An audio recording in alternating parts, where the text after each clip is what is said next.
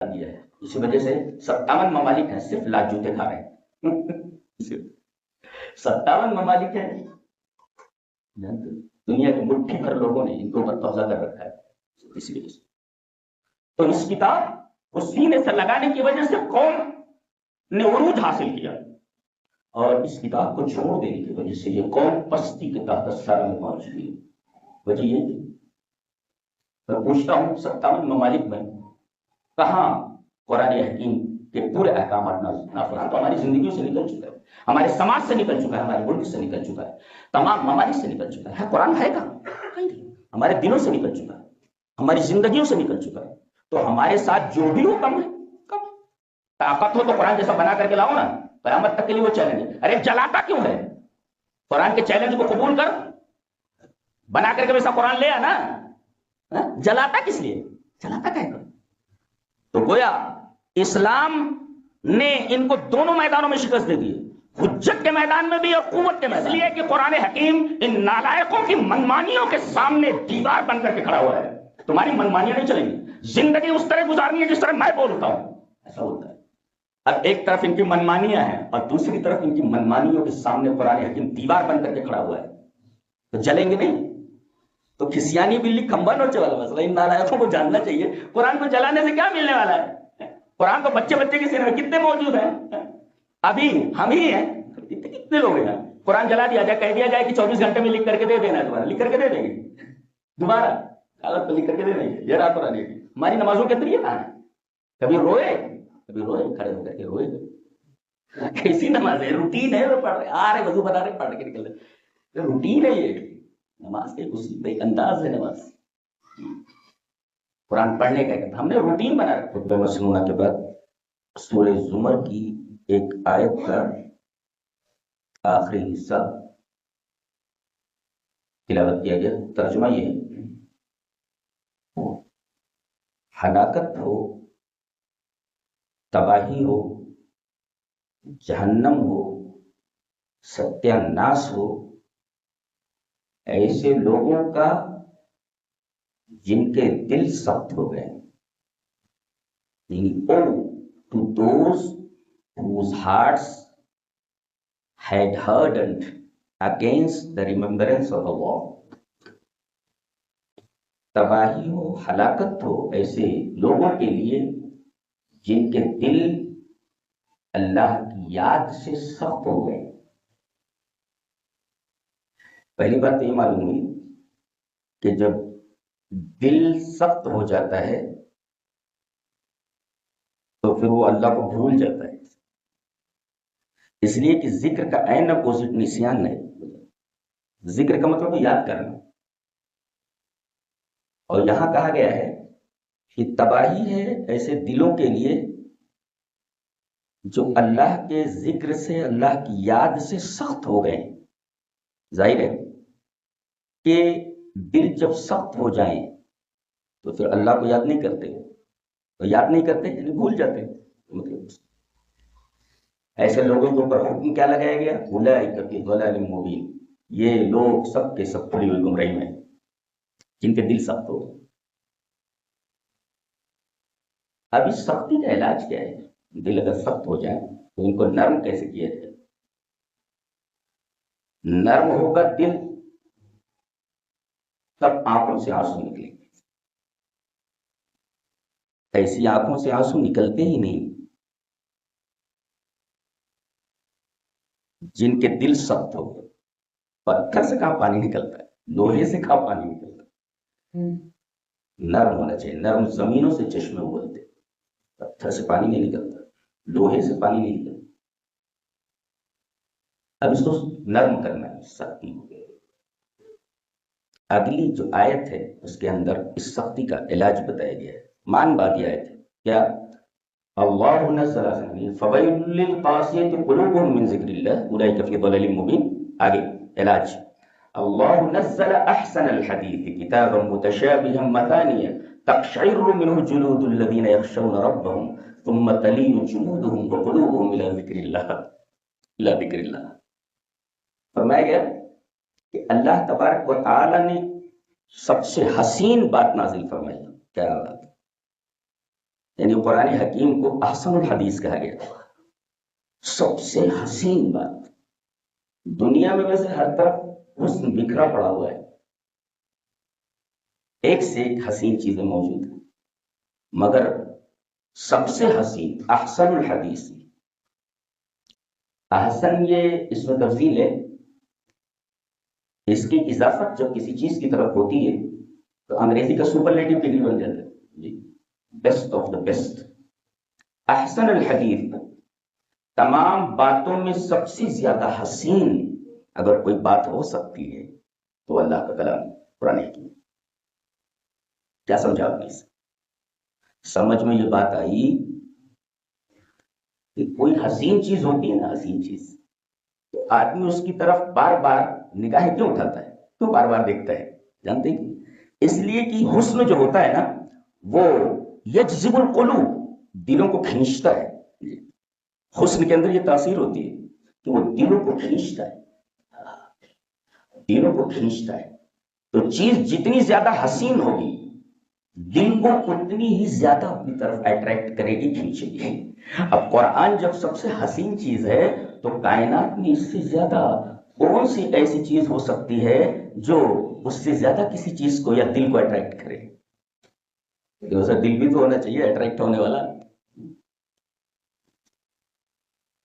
اللہ نزل احسن الحدیث، اللہ تبارک و تعالی نے سب سے حسین بات نازل فرمائی ہے اور قرآن حکیم۔ اب اس حسن کو دیکھنے کے لیے آنکھیں چاہیے نا، اور اس حسن کو دیکھنے کے لیے یہ سر کی آنکھیں درکار نہیں ہیں، بلکہ اس حسن کو دیکھنے کے لیے دل کی آنکھیں درکار ہے۔ دل سے اس حسن کو دیکھا جاتا ہے۔ یہی وجہ ہے کہ قرآن حکیم کو دل کے اوپر نازل کیا گیا ہے، یہ دل کے اوپر نازل ہوا ہے۔ تو اللہ نزل احسن، آیت کریمہ ایسی ہے کہ گھنٹوں گفتگو کی جائے، ہمیں جلدی سے گزرنا ہے اس آیت کریمہ سے۔ اللہ نزل احسن الحدیث، ہم نے، اللہ تبارک و تعالی نے سب سے حسین بات نازل فرمائی۔ اب حسن کی تقسیم ہو رہی ہے، حسن کی تقسیم کر رہا ہے اللہ۔ کتاب متشابہہ، یہ ایک حسن ہے یہ اس کتاب کا، کیا کہ کتاب متشابہہ، یہ کتاب ایسی ہے جو ایک دوسرے کے مشابہ ہے۔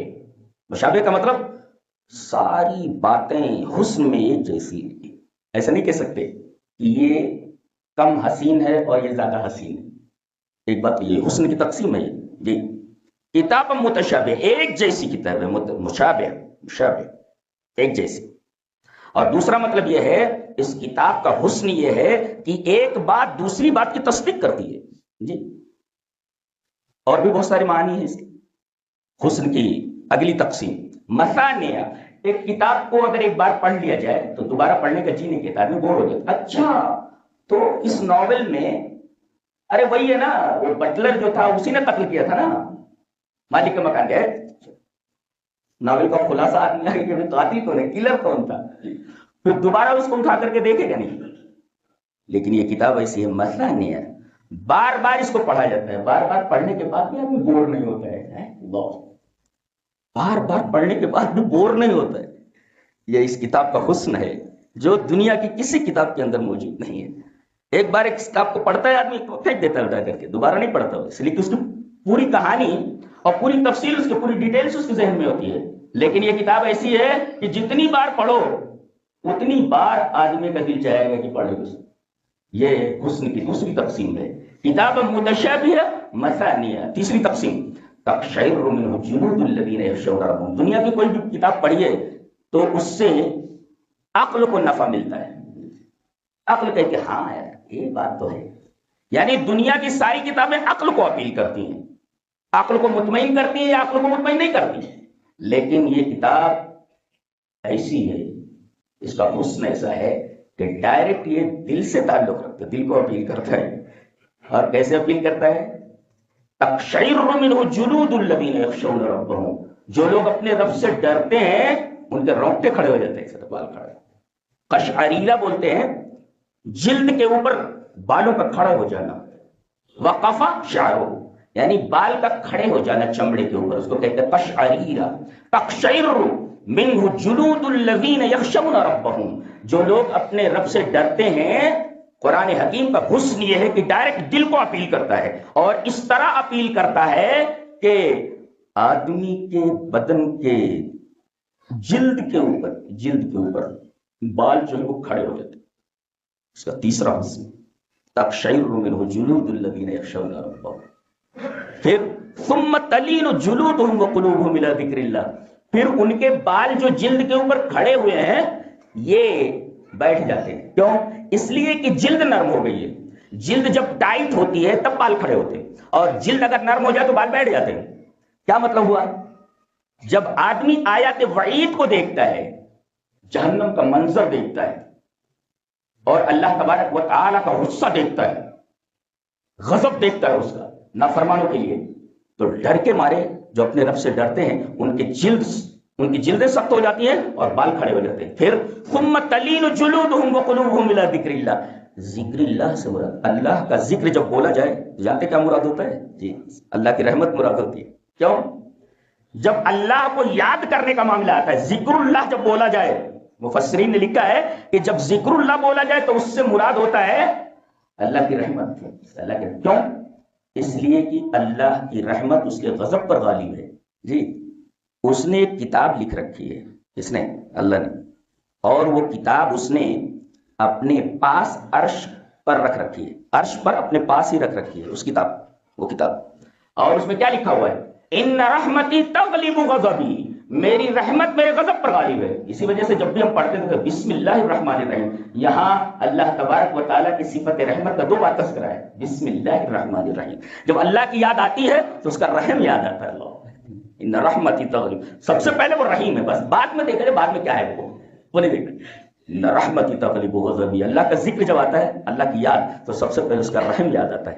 اور ثم تلین جلودهم وقلوبهم الى ذکر اللہ، جب اللہ کو یاد کرتا ہے تو اللہ کو یاد کرنے کا مطلب یہ ہوا کہ اس کا رحم یاد آتا ہے، اور جب رحم یاد آتا ہے تو پھر اس کی جلد نرم ہو جاتی ہے۔ پھر یہ جو بال کھڑے ہیں یہ جلد کے نرم ہونے کی وجہ سے جو کھڑے ہیں وہ پست ہو جاتے ہیں، اور پھر وہ قلوبہم، اور ان کے دل نرم ہو جاتے ہیں۔ تو دل کی نرمی کا علاج قرآن حکیم۔ اللہ نزل احسن الحدیث کتابا متشابہا مثانیہ تقشعر منہ جلود الذین یخشون ربهم ثم تلین جلودهم وقلوبهم الی ذکر اللہ۔ جی، گویا کہ قسوت کا عین اپوزٹ لین ہے، لین، فویل للقاسیہ، سخت، ثم تلین جو پھر نرم ہو جانا، یعنی قسوہ کا عین اپوزٹ لین ہے، نرم ہونا۔ کیا آیت کریم، آہنگ دیکھو کیسا، کیا خوبصورت انداز ہے بولنے کا۔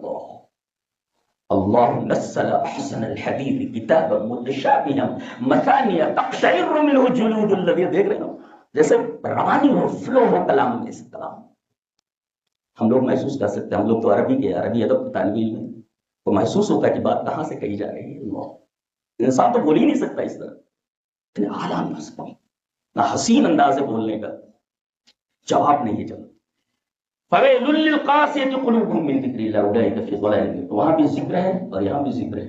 جی، داد نہیں دی جا سکتی ہے، تعریف نہیں کی جا سکتی اس کلام کی، سبحان اللہ وبحمدہ۔ اسی کتاب کی عظمت کو ہم لوگوں نے بھلا دیا ہے، اسی وجہ سے 57 ممالک ہیں صرف لاکھ جوتے کھا رہے ہیں۔ 57 ممالک ہیں، دنیا کی مٹھی بھر لوگوں نے ان کے اوپر قبضہ کر رکھا ہے، اسی وجہ سے۔ اور صحابہ کرام کو یہ سارے کے سارے ممالک حوالے کر دیے گئے تھے۔ ہاں، انہی کی دین ہے یہ، ہم لوگوں نے کیا کیا ہے، اور جو دے کر کے گئے اس کو بچا نہیں پا رہے ہیں ہم۔ یہ وہی سہارا نشین تھے جنہوں نے اس کتاب کو اپنے سینے سے لگایا، اور سینے سے لگانے کی برکتیں ایسی ملی کہ اللہ تبارک و تعالیٰ نے پوری دنیا ان کے حوالے کر دی اس کتاب کا جیسا۔ تو اس کتاب کو سینے سے لگانے کی وجہ سے قوم نے عروج حاصل کیا، اور اس کتاب کو چھوڑ دینے کی وجہ سے یہ قوم پستی کے تحت سارا میں پہنچ گئی۔ وجہ یہ میں پوچھتا ہوں 57 ممالک میں کہاں قرآن حکیم کے پورے احکامات نافذ؟ کون قرآن حکیم کے مطابق فیصلے کرتا ہے؟ قرآن کہاں ہے؟ قرآن تو ہماری زندگیوں سے نکل چکا ہے، ہمارے سماج سے نکل چکا ہے، ہمارے ملک سے نکل چکا ہے، تمام ممالک سے نکل چکا ہے۔ قرآن ہے کہاں؟ ہمارے دلوں سے نکل چکا ہے، ہماری زندگیوں سے نکل چکا ہے۔ تو ہمارے ساتھ جو بھی ہو کم ہے، کم۔ پھر شکایت کس بات کی؟ شکایت کس بات؟ سارا کیا دھرا تو ہمارا ہے. صحابہ کرام کی مجلس نہیں اسی قرآن سے سجتی تھی. آئیے ایک حدیث دیکھتے ہیں. حدیث وعن عبد الله بن مسعود رضی اللہ تعالی عنہ قال لي النبي صلى الله عليه وسلم اقرأ علي قلت يا رسول الله اقرأ عليك وعليك انزل قال نعم فقرأت سورة النساء حتى أتيت إلى هذه الآية فكيف إذا جئنا من كل أمة بشهيد وجئنا بك على هؤلاء شهيدا قال حسبك الآن فالتفت إليه فإذا عيناه تذرفان رواه البخاری في کتاب فضائل القرآن. حضرت امام بخاری رحمہ اللہ اس پوری حدیث کو ایسے ہی کتاب فضائل القرآن بخاری شریف میں لائے. راوی حضرت عبداللہ بن مسعود ہے. حضرت عبداللہ بن مسعود فرماتے ہیں کہ تمام صحابہ بیٹھے ہوئے ہیں. اچانک نبی کریم صلی اللہ علیہ وسلم نے مجھ سے مخاطب ہو کر کے فرمایا عبداللہ قرآن پڑھو. اقرأ علیہ مجھے قرآن سناؤ. حضرت عبداللہ بن مسعود کہتے ہیں میں نے حیرت سے کہا یا رسول اللہ اقرأ علیک وعلیک انزل میں آپ کو قرآن سناؤں؟ قرآن تو آپ پہ نازل ہوا ہے آپ کہہ رہے ہیں میں سناؤں. آپ نے فرمایا محبوب کا کلام تیری زبان سے سننا چاہتا ہوں پڑھ. حضرت عبداللہ بن مسعود نگاہیں جھکا کر کے سورہ نساء کی تلاوت کرنے لگے. سارے صحابہ خاموش ہیں وہ پڑھتے جا رہے ہیں. حضرت عبداللہ بن مسعود فرماتے ہیں کہ جب میں اس آیت پر پہنچا فَكَيْفَ إِذَا جِئْنَا مِنْ كُلِّ أُمَّةٍ بِشَهِيدٍ وَجِئْنَا بِكَ عَلَىٰ هَؤُلَاءِ شَهِيدًا. نبی کریم صلی اللہ علیہ وسلم نے فرمایا حسبک الآن رہنے دے رک جائے. میں تو سر جھکا کر کے قرآن پڑھنے میں مشغول تھا. جب میں نے نگاہ اٹھا کر دیکھا تو نبی کریم صلی اللہ علیہ وسلم کی آنکھیں آنسوؤں سے بہہ رہی تھی اور آپ کا رخسار مبارک آنسوؤں سے تر. حسبک الآن فالتفت الیہ فاذا عیناہ تذرفان. اس آیت کریمہ میں بات ایسی کیا تھی کہ نبی کریم صلی اللہ علیہ وسلم رونے لگے کہنے لگے رہنے دو. اب اس آیت کریمہ پر غور کرنا ہے. فَكَيْفَ إِذَا جِئْنَا کیف جب بولا جاتا ہے کیف کے بعد جب اذا آتا ہے جو عربی کا اصول ضابطہ ہے جب کہا جائے کیف بک اذا کان کذا تیرا کیا ہوگا رے اگر ایسا ہو تو. کیف بک اذا کان کذا تیرے ساتھ کیا ہونے والا ہے اگر ایسا ہو تو تیرے ساتھ کیا ہوگا. وہی ہے فَكَيْفَ إِذَا جِئْنَا مِنْ كُلِّ أُمَّةٍ بِشَهِيدٍ. اے ہمارے حبیب آپ کے ساتھ کیا ہونے والا ہے اگر ایسا ہو. کیا ہو کہا ہم ہر امت سے اس کے اوپر ایک گواہ بنا کر کھڑا کریں گے. یعنی جتنے بھی انبیاء آئے ان کی امتیں ہیں تو ہر نبی کی امت پر اسی کے نبی کو گواہ بنا کر کے کھڑا کیا جائے گا. یہ امت ہے ابراہیم علیہ السلام ابراہیم کو کھڑا کیا جائے گا. یہ نوح کی قوم ہے نوح علیہ السلام کو شاہد بنا کر کے کھڑا کیا جائے گا. گواہ بنا شہید اور شاہد گواہ بنا کر کے. اور پھر نبی سے کہا جا رہا ہے کہ آپ کو آپ کی امت پر تو گواہ بنایا ہی جائے گا اس کے علاوہ آپ کو اور آپ کی امت کو تمام امتوں کے اوپر گواہ بنایا جائے گا. کتنی بڑی ذمہ داری ہوگی کتنی بڑی ذمہ داری ہے. ایک تو آپ کی امت کے لیے آپ کو گواہ بنایا گیا اور پھر تمام انبیاء کرام کی امتوں پر آپ کو گواہ بنایا جا رہا ہے آپ کو بھی اور آپ کی امتیوں کو بھی. فَكَيْفَ إِذَا جِئْنَا اس کا مطلب یہ ہوا کہ یہ بہت بڑی ذمہ داری ہے گواہی دینا. پہلے دو مسئلے اس میں سمجھ لیں. ایک تو نبی کریم صلی اللہ علیہ وسلم کے امتی مل کر کے تمام انبیاء کرام کی امتوں کے باب میں گواہی دیں گے. اجماع معتبر ہے مسئلہ نکلا.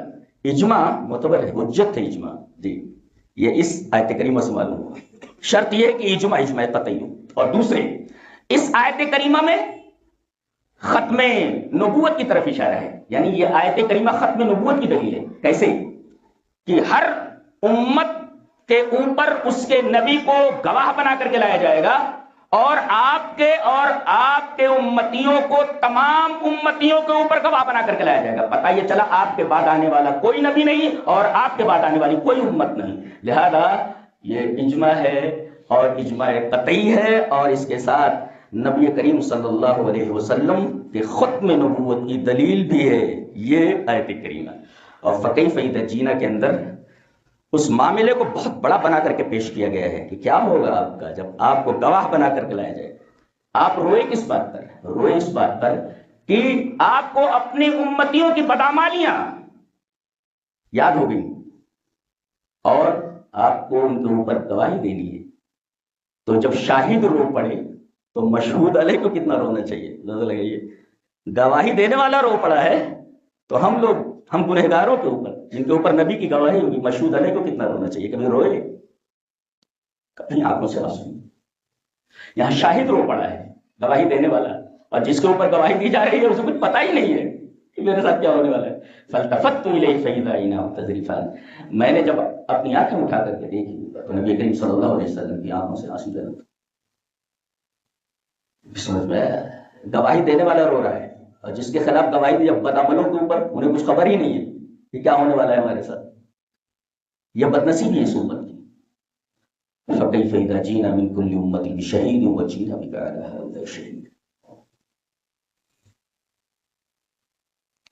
گویا عنوان یہ تھا کہ دل کو نرم کرنے کا سب سے بڑا ذریعہ کیا ہے؟ ذریعے تو بہت ہیں، لیکن سب سے بڑا ذریعہ کیا ہے؟ بتایا گیا قرآن حکیم۔ زیادہ سے زیادہ پڑھو، زیادہ سے زیادہ سمجھو، اور اسے اپنی زندگی میں لاؤ، اپنے سماج میں لاؤ، اپنے گھر میں نافذ کرو، یہ تب دل جو سخت ہے وہ نرم ہے۔ اللہ تبارک و تعالیٰ نے سورہ اسراء کے اندر ارشاد فرمایا،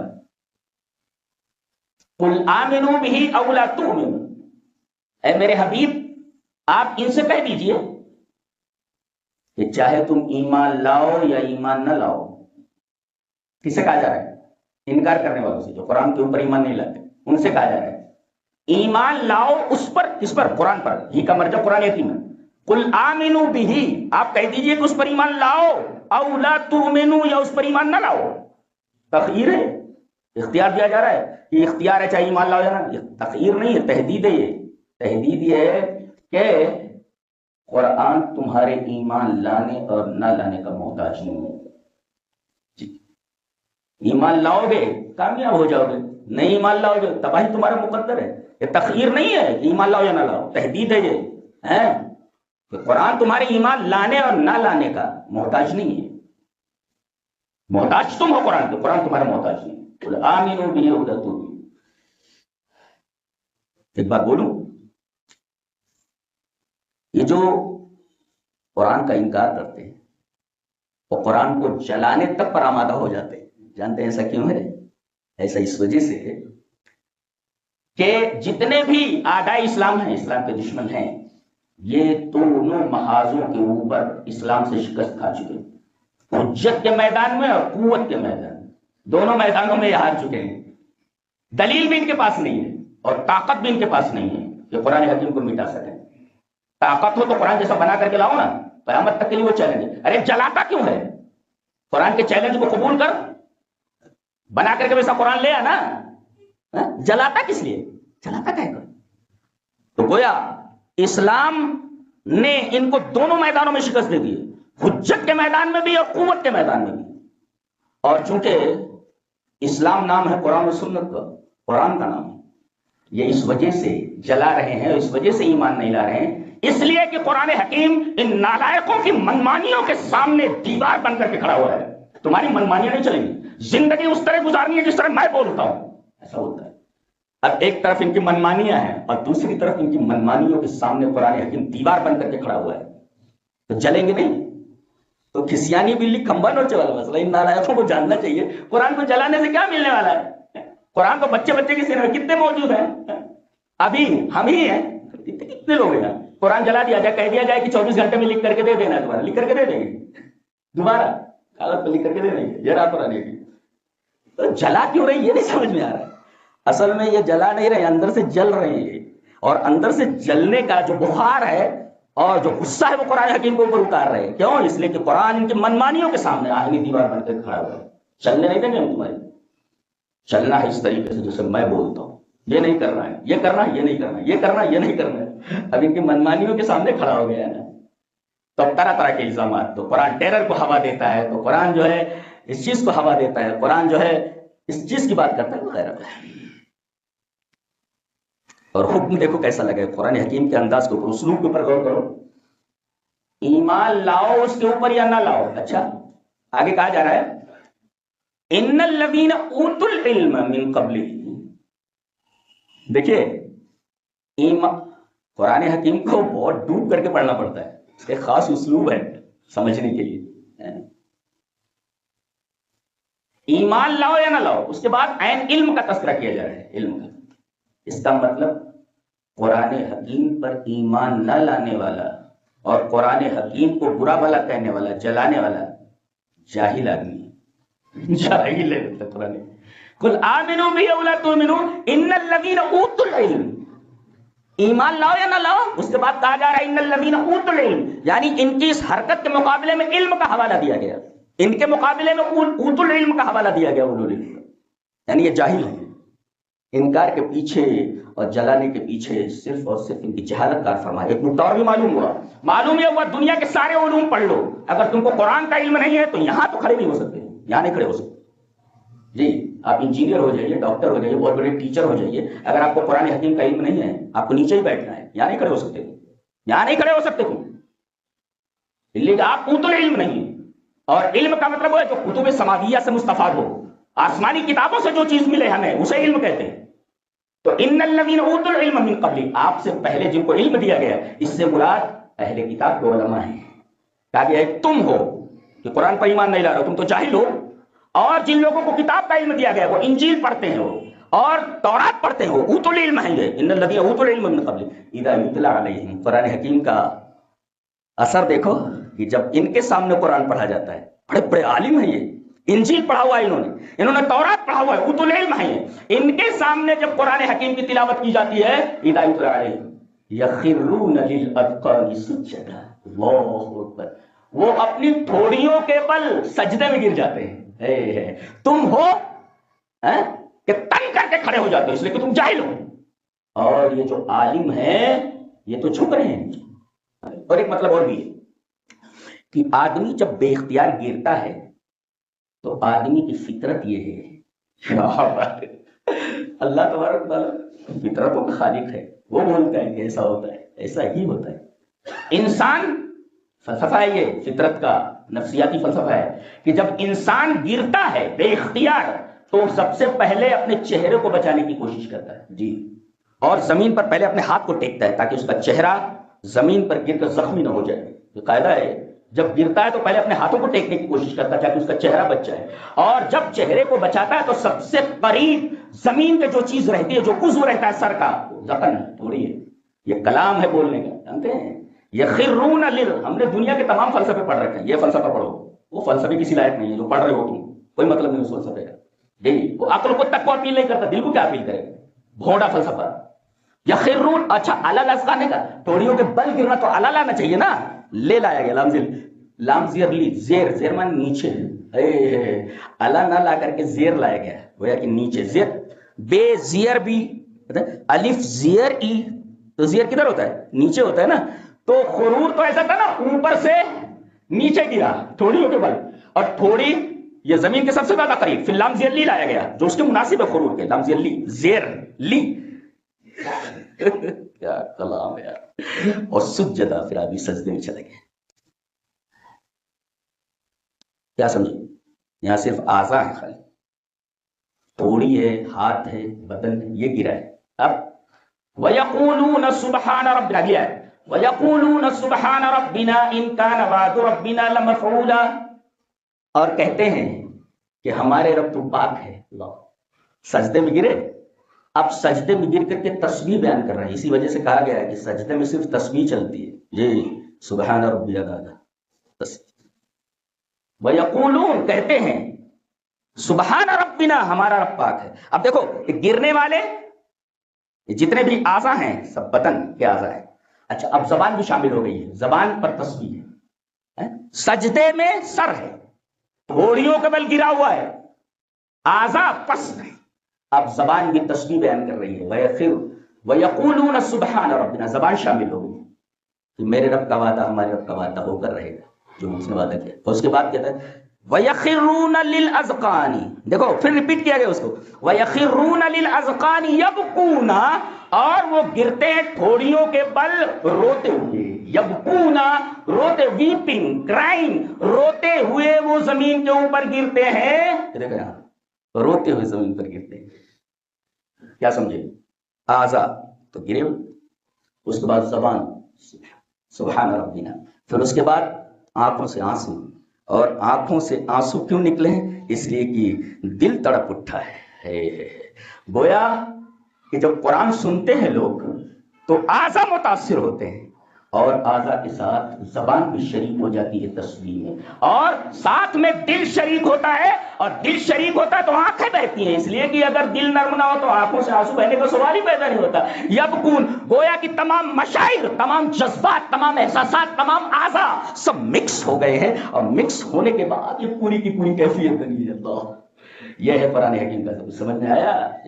قرآن حکیم میں یہ قرآن اتنی بلندی سے بات کرتا ہے، آپ کو سمجھ میں آیا؟ جی، قل آمنوا به او لا تؤمنوا ان الذين اوتوا العلم من قبله اذا يتلى عليهم يخرون للاذقان سجدا ويقولون سبحان ربنا ان كان وعد ربنا لمفعولا ويخرون للاذقان يبكون ويزيدهم خشوعا۔ اور جب وہ روتے ہیں تو ان کا خشوع بڑھ جاتا ہے۔ خشوع سمجھتے ہیں کس کو بولتے ہیں؟ وہاں دیکھو عجیب بات ہے کہ آنسو بھی کیسے گرتا ہے؟ اوپر رہتا ہے پھر گرتا ہے۔ خرور کیسے ہوا؟ اوپر کا نیچے گر گیا تھوڑی کے بل، پھر سجدے میں چلا گیا، گر گیا، پھر اس کے بعد گرتا ہے تھوڑیوں کے، پھر روتا ہے۔ اور روتا کیسے ہے؟ جب دل ایسے کھڑا تھا، ایسے جھک گیا۔ جی، خشوع کہتے ہیں جھک جانے کو۔ اذا طاطا راسہ، جب آدمی اپنے سر کو جھکا لے تب کہا جاتا خشع۔ گویا کہ آدمی جب سر جھکا لے، ایسے سیدھا کرتا ہے، ایسے ہوا طاطا راسہ تو کہتے خشوع۔ اور جب آنکھیں جھک جائیں، بلند منہ سے جھک جائیں تو کہتے خشعت الاصوات۔ قرآن حکیم نے کہا میدان حشر کے اندر لوگوں کی نگاہیں نہیں اٹھیں گی، نگاہیں جھکی ہوئی ہوں گی۔ وہ خشعت الاصوات، آوازیں جھک جائیں گی، اور خاشعۃ ابصارہم، ان کی نگاہیں جھکی ہوئی ہوں گی، آوازیں جھکی ہوئی۔ اور جھکنے کا اپوزٹ کیا ہوتا ہے؟ بلند۔ آدمی زور سے نہیں بولے گا ڈر کے بارے، تو گویا کہ کوئی بھی چیز کھڑی ہے، جھک گئی ہے۔ آواز کھڑی تھی، جھک گئی، خشعت الاصوات۔ آنکھیں کھڑی تھی، جھک گئی، خاشعۃ ابصارہم، اور دل کھڑے تھے، جھک گئے۔ الم یأن للذین آمنوا ان تخشع قلوبہم لذکر اللہ، تو گویا کہ اگر دل جھک جائے تو قلب خاشع، نگاہ جھک جائے تو بصر خاشع، اور آواز جھک جائے تو صوت خاشع۔ وخشعت الاصوات للرحمن فیزیدہم خشوعا۔ جی، آنکھیں جب بہہ پڑیں اور دل نرم ہو جائے تب آدمی کا دل جو کھڑا رہتا ہے، سخت رہتا ہے، سختی کے بعد اسے جھک جاتے ہیں۔ فیزیدہم خشوعا، اس کو کہتے ہیں خشوع۔ اور نماز میں یہی خشوع ہی مطلوب ہے۔ قد افلح المؤمنون الذین هم فی صلاتهم خاشعون۔ جیسے ہر چیز کی ایک روح ہوتی ہے تو نماز کی روح بھی خشوع ہے۔ ہماری نمازوں کے طریقے کہاں ہیں؟ کبھی روئے کھڑے ہو کر کے روئے، کیسی نماز ہے؟ روٹین ہے، وہ پڑھ رہے آ رہے، وضو بنا رہے، پڑھ کے نکل رہے، روٹین ہے یہ نماز کے ایک انداز ہے نماز۔ قرآن پڑھنے کا ہم نے روٹین بنا رکھا ہے۔ ویڈیو کے نیچے سبسکرائب کے بٹن پہ کلک کریں، بیل کے آئیکن پہ کلک کیجئے تاکہ ہر نئی ویڈیو کی نوٹیفیکیشن آپ کو مل جائے۔